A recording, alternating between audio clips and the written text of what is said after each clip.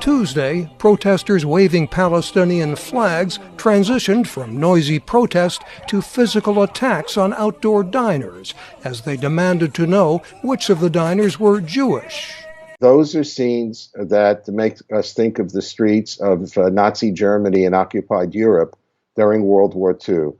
That's not the kind of scene that we have ever seen before or will ever accept in Los Angeles, which is the second city of every nationality and ethnic group in the world.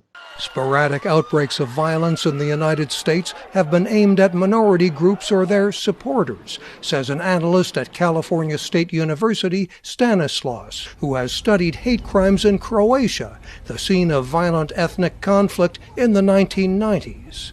Certain events can kind of trigger them. So after 9/11, there was a big increase in hate crimes against Muslims. Lately, there's been a big increase in hate crimes against Asian Americans.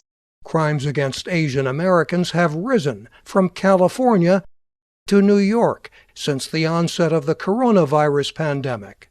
1,100 had been reported just over a year ago. We are now up to more than 6,600.